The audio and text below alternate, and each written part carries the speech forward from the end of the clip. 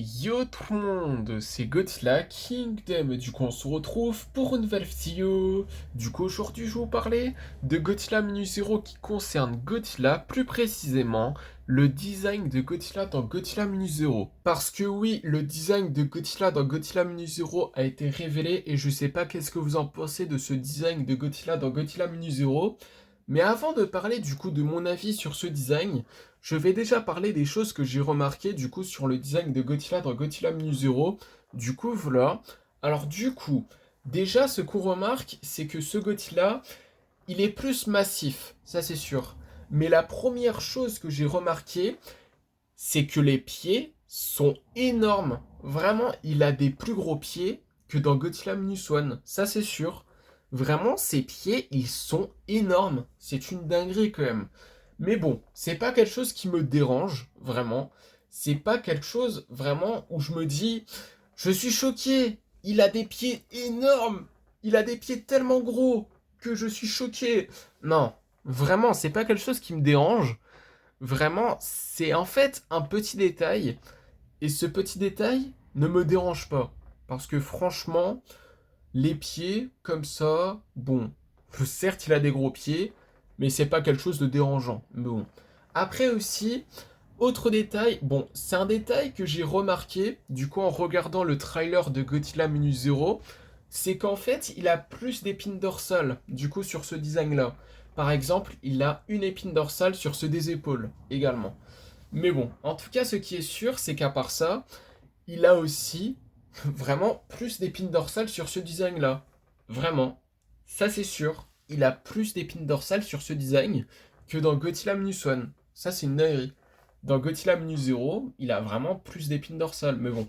En tout cas, ce qui est sûr, c'est que également, il a aussi des épines dorsales qui sont plus pointues. Vraiment.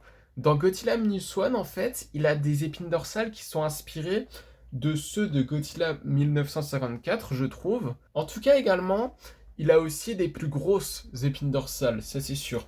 Et également, il a une épine dorsale au bout de sa queue qui est vraiment plus grosse que toutes les épines dorsales qu'il y a sur sa queue quand même. Ça c'est une dinguerie. Et d'ailleurs, ça me rappelle énormément du coup le design de Godzilla évolué, du coup du Monsterverse, du coup Godzilla sous sa forme évolution. Vraiment, ça me rappelle énormément du coup le design de Godzilla évolué en fait. Vraiment. Il est très inspiré, hein, vraiment.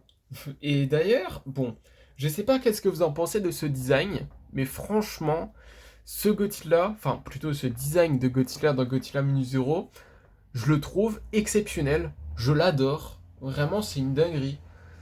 Je trouve qu'il a inspiré de Godzilla sous sa forme évolution dans le Monsterverse. Mais franchement, ça rend hyper bien. Il est trop stylé. Vraiment, c'est une dinguerie.